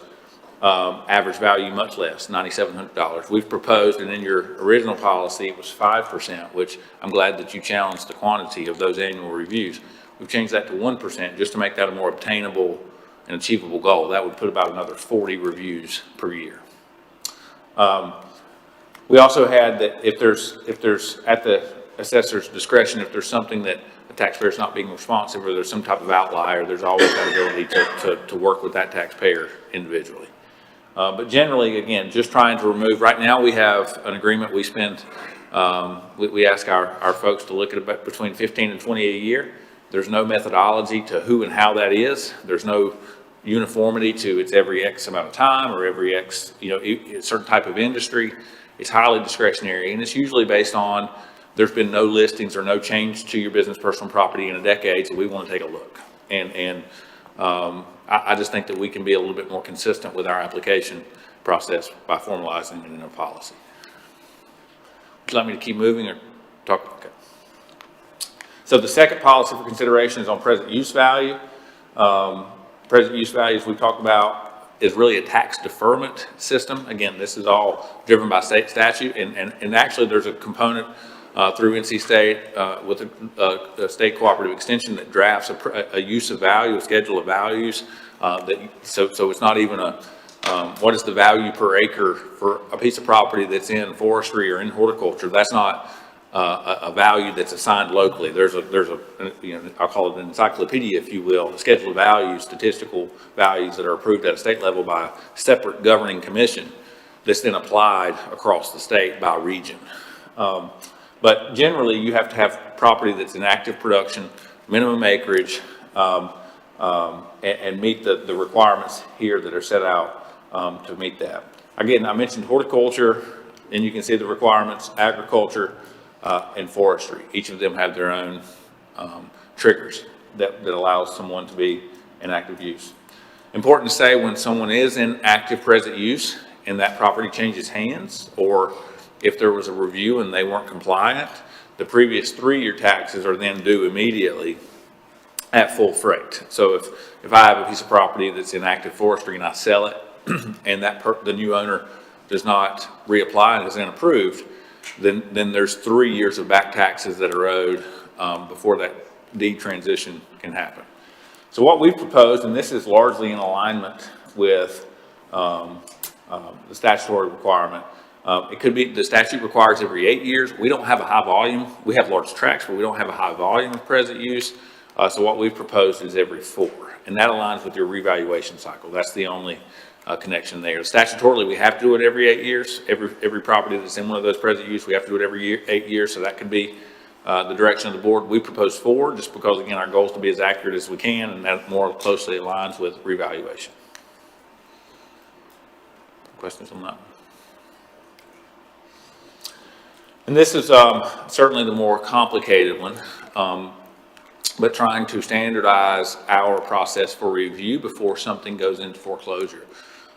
So we have lots of collection efforts, and what we've proposed here is kind of an escalated ladder. So after taxes are due and late, we would propose that the first action being bank and wage garnishment, which is commonly used now, but we're trying to assign a specific kind of time period to that. If that is not an effective use, after 90 days, we can move into a more authoritative type billing, like debt set-off, which is a state database. Obviously, in all of those things, and if you look in the policy, we're writing both pre-foreclosure notices as well as final warnings to the property owner and giving them at least 20 days. So the major changes between where we are now and moving forward is before anything was ever sent to the attorney, and as you all know, the county contracts for legal services for tax foreclosures with Kanye Law Firm in Asheville. They represent about 15 counties across North Carolina, big counties like Mecklenburg and small counties like to the far west of us, and kind of everything in between. And I think that they do a good job once it's turned over to them. But at the accounts that they would work are requested by the client, meaning we send those cases, those files to them. And again, at a staff level, trying to remove discretion and have consistent policy. And again, what I think would be different here is we're setting a minimum threshold of anything less than $500 we would not send. And anything that hasn't been outstanding for at least 12 months, we would not send. Doesn't mean that we wouldn't try to collect. We would still, for all of those accounts, we would still do wage garnishment, debt set-off. We can attach liens. So, think if somebody has a small overdue tax and we move through the process, you can attach a lien to that, and if this property is ever sold, the county can collect at that point. But ultimately, I think the goal is to just, again, be more consistent, more uniform, and not create pretty substantial legal expenses at times for fairly smaller, less material tax bills. And again, it would not necessarily change our local collection efforts. It would just be scheduled and predictable and give staff direction so that we can act consistently. Those are the policies that we're asking you all to consider, and certainly any modifications you would like to make, we're happy to accommodate. Thank you, Mr. Manager. Gentlemen, we discussed these in detail during our pre-agenda, and you've heard more information tonight. We'll consider these all three unless there's any specific questions at this time. Seeing here none, I'll entertain a motion to adopt these three separate resolutions. And Mr. Chairman, I make a motion to adopt resolution number 2025-08, resolution number 2025-07, and resolution number 2025-09. thank you, Commissioner Burns. All those in favor signify by the uplifted hand. And that's 5-0, Madam Clerk. Thank you, Mr. Manager. Brings us to the item we added, item number 6. This will come from our sheriff and from the county attorney. And I'm going to ask the sheriff to come forward first. And this is resolution authorizing litigation and settlement presented by, of course, the sheriff and the attorney. And Sheriff, if you don't mind, just give us a little background on this particular case. And then Mr. Hall, if you'll tell us a little bit more about the resolution when we get there. Can you hear me? Yes, sir. So this is a piece of property located at 1937 Highway 64. And if you travel Highway 64 out of Morganton towards Rutherford County, when you pass the Honda place, it's a residence located at the top of the hill to the left. And we have had numerous calls for service out there, to include overdoses, wanted people, disturbances, one overdose death, 20 calls for service over the past 3 years. And we get complaints about this location constantly. People call me about this location with, in that neighborhood, just people walking around their property. One lady said that she turned her porch light on one night and there was a guy just standing, obviously under the influence of some impairing substance in the garage. Didn't know who he was.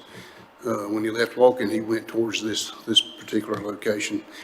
Back on the 1st of February, the narcotics unit gathered enough probable cause to get a search warrant issued. We went out there with our SWAT team and hit this house. We pulled over 20 people out of this location and different buildings. And, you know, really it looked like a clown car. They kept bringing people out of that house. And, you know, it is funny in a way, but it really wasn't. All those people were just not in good shape. We think there's a lot of narcotics use there. Of course, we've had the overdoses and the overdose deaths, so I think that supports that. This particular location has become a nuisance in that neighborhood with criminal activity. We asked ALE to come in and help us. They have a nuisance abatement team. And that investigation moved very quickly to where we believe that we had enough to ask our county attorney to assist us in this nuisance abatement.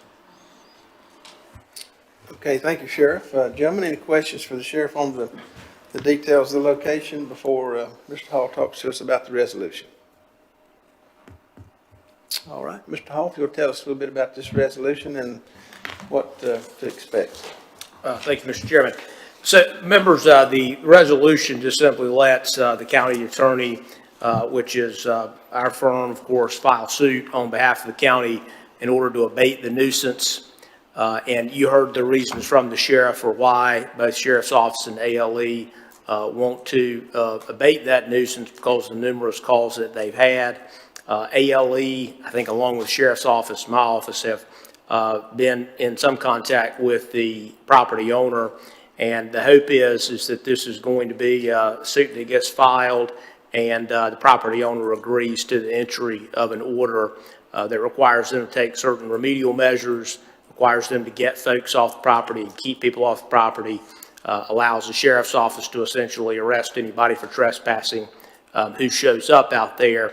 And it depends on how it's ultimately resolved as to whether the property owner can go back himself, or maybe he has to transfer title to the property, or he may end up being required to sell the property by contracting with a real estate agent and selling it at some reasonable price. So the resolution is for the purpose of you all allowing us to file that suit, because there's some legal authority in North Carolina that a local government needs to give some explicit acknowledgement or permission to its attorney in order to file suit on its behalf. So that's what this is before you today.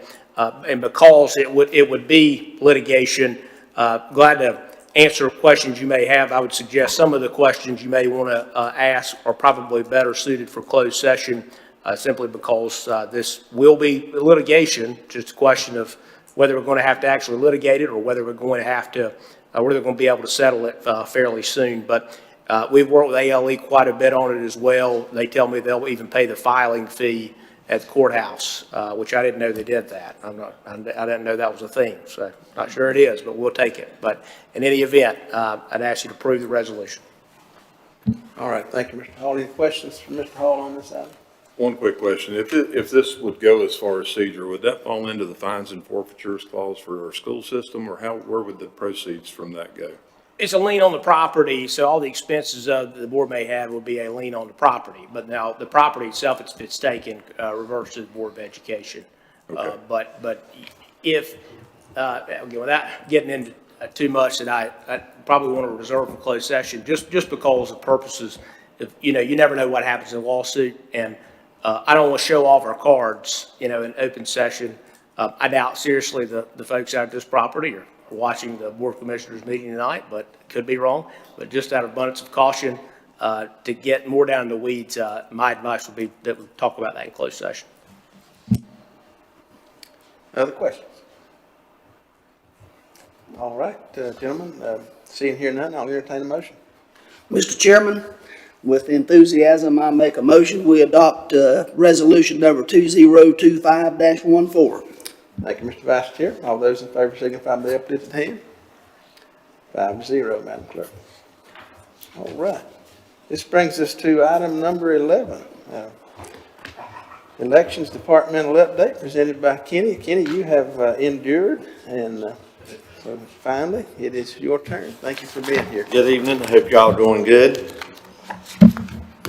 This is a departmental update for the Board of Elections here in Burke County. The Board of Elections office is located at the Higher Education, Foothills Higher Education Facility on South Sterling Street, 2128 South Sterling Street, Suite 100. Our current board is made up of Chair L.H. Kirksey, Secretary Sandy Walker, Linda Walker, board member, Anthony Ivino, board member, and Beverly Carlton, board member. The Board of Elections here in Burke County meets every second Tuesday of the month at the Board of Elections office. This is, Burke County does meet all 12 months. A lot of the counties in the surrounding area meet only during election times, but our county meets every second Tuesday. Get in contact with the Board of Election member. Their email is burke.boe@burkenc.org. The staff at the Board of Election office is myself as director, Deputy Director Dustin Wise, Election Specialist 1 Amy Moore, Election Specialist 3 Trent Price. We also have 3 part-time office staff that comes in only when needed, like during election time.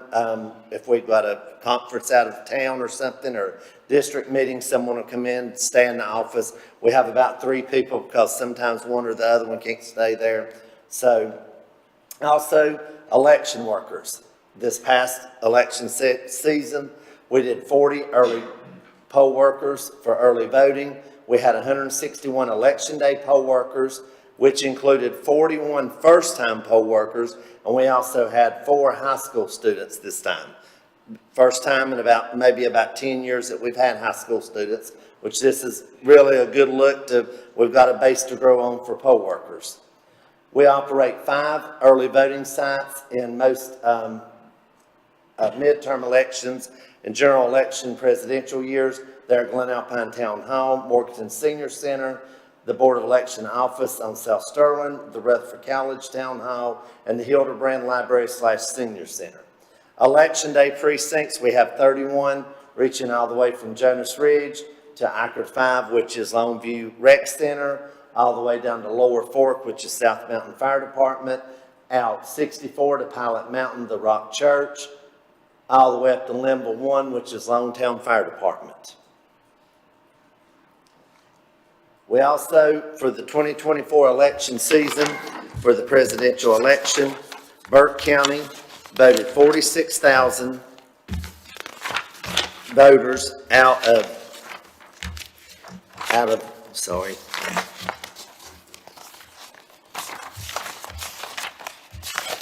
We voted 46,000 here in Burke County out of 60,596 registered voters, which was a 75.91% turnout.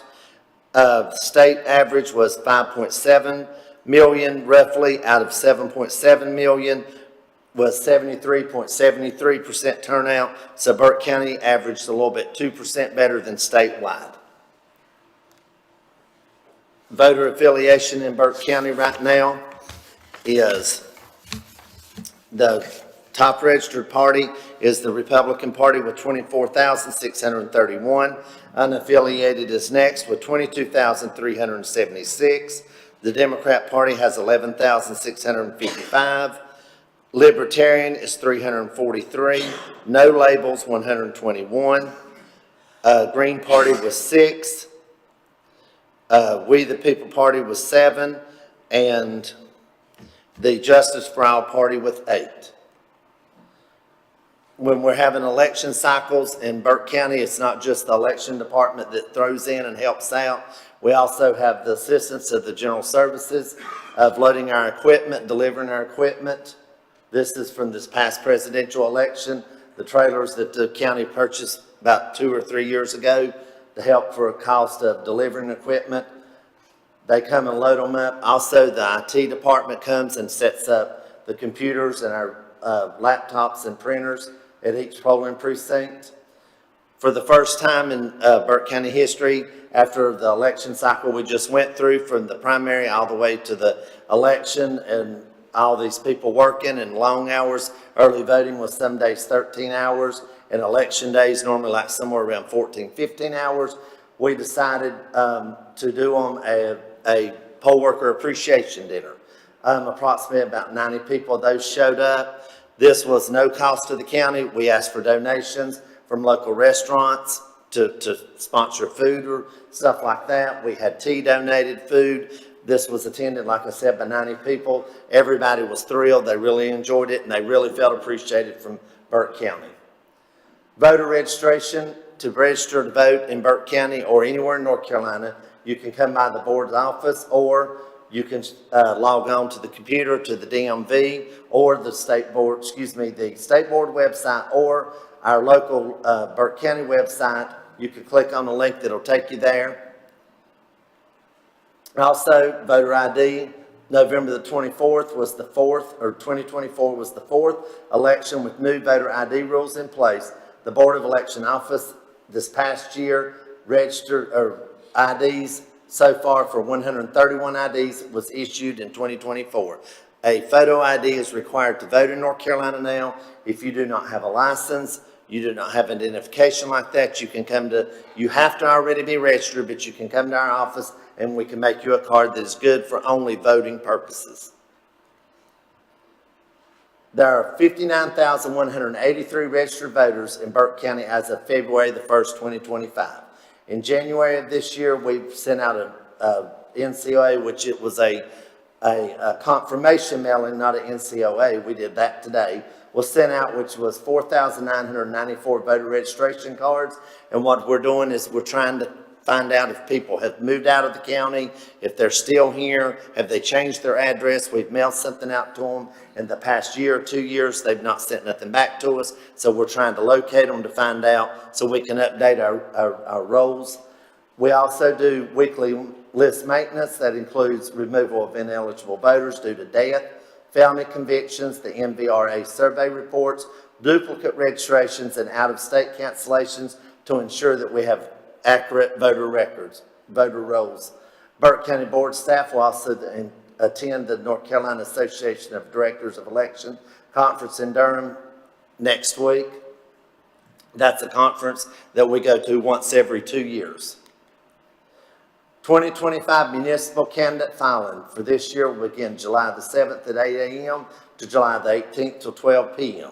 Municipalities filing will be Conley Springs, Drexel, Glen Alpine, Hickory, Longview, Morganton, Rhodhiss, and Valdez. Election day for this will be November the 4th, 2025, and that's the only elections we have unless the city of Hickory registers at least 3 people for mayor or 3 people in Ward 5, which encompasses part of Burke County.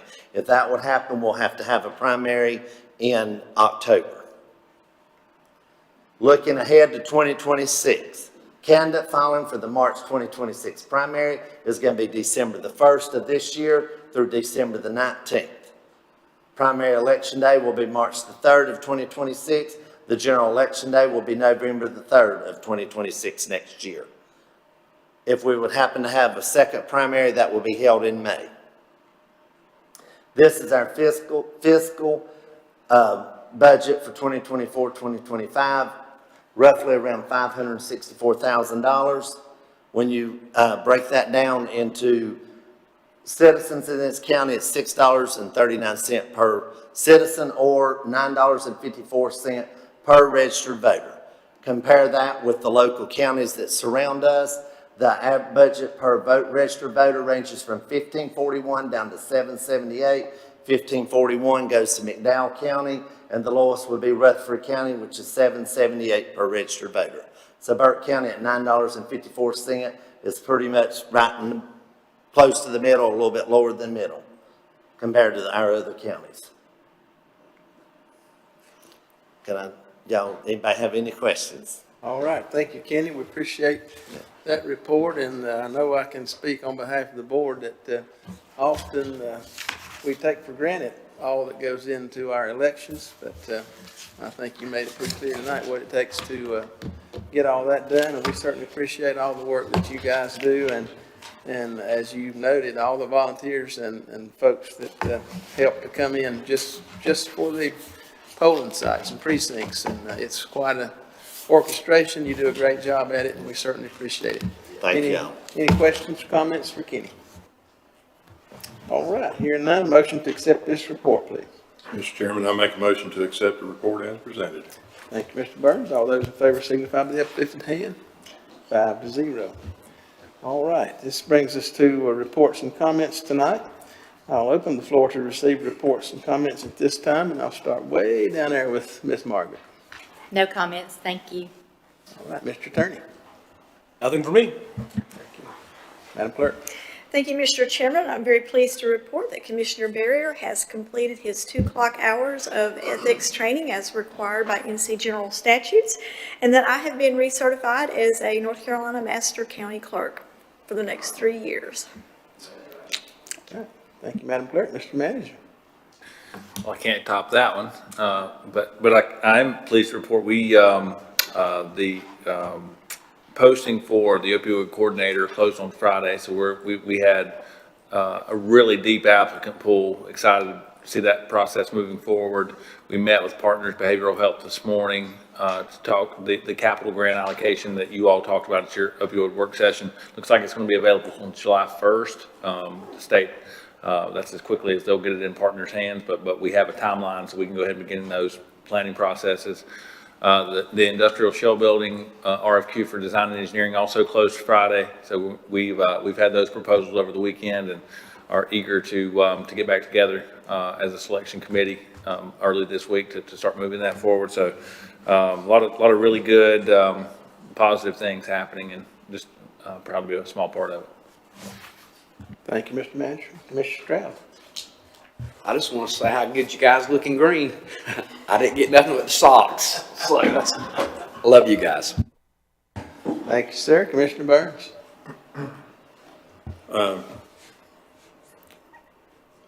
I just want to say how touched I was that we had all of our EMS personnel up here tonight that were recognized. And having spent some time in that world years ago, I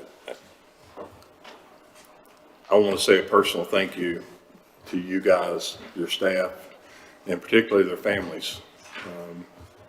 People have no idea what they go through, what the families go through, and the stories that they sometimes must endure when their loved one comes home from a shift. And I just want to say thank you for that. Commissioner Barrier had mentioned Chesterfield earlier. I wanted to kind of clear up something on that. The Board of Education did surplus that property, and they offered it to the county for first right of refusal, and we didn't take it. So it's in the hands of the Board of Education to market and get that property sold and back on the tax rolls. In the past, there's 28 acres of land in Eichard that had been purchased some years ago for the possibility of a new elementary school. They were encouraged when they came to present to us a previous piece of property that they were looking at. They were encouraged to get that back on the tax rolls as well. I don't know that they've declared that surplus yet, but that's certain. I think that we should certainly ask them.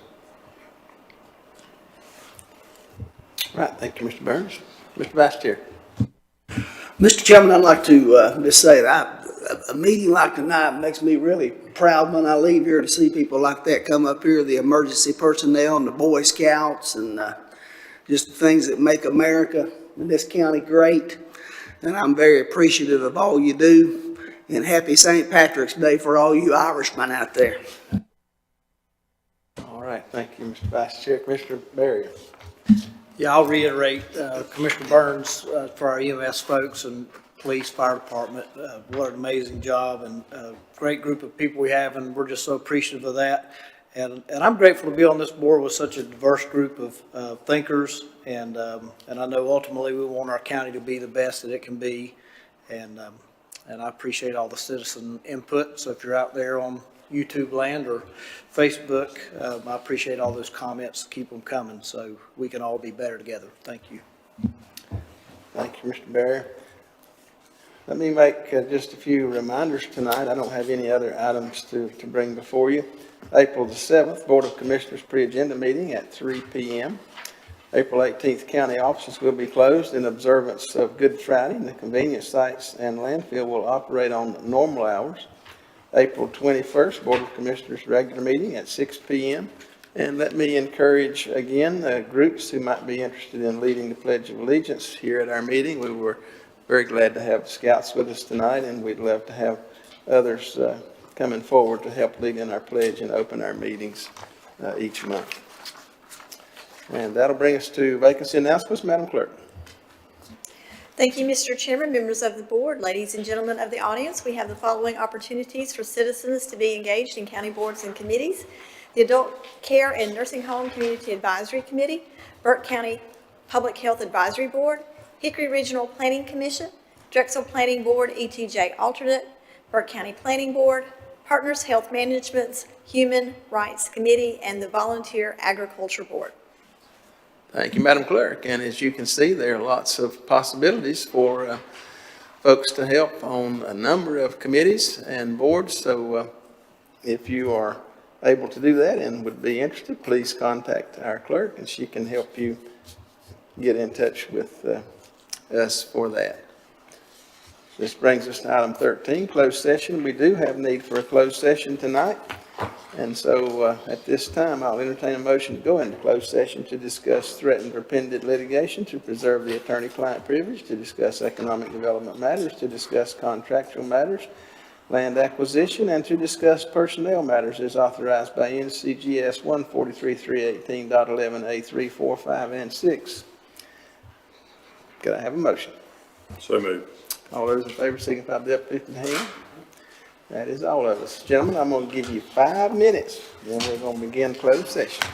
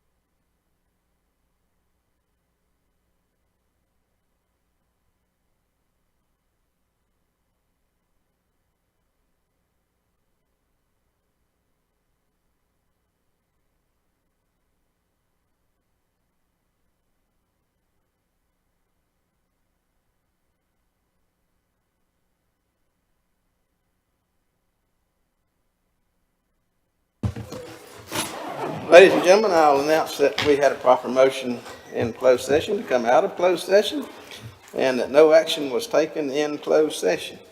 And since it is St. Patrick's Day, may the road rise up to meet you. May the wind be always at your back. May the sun shine warm upon your face and rains fall soft upon your fields. With that, I'll entertain a motion to adjourn. Go for it, Mr. Vice Chairman. So moved, Mr. Chair. Thank you, sir. All in favor, signify by the uplifted hand. Madam Clerk, 5-0. All right.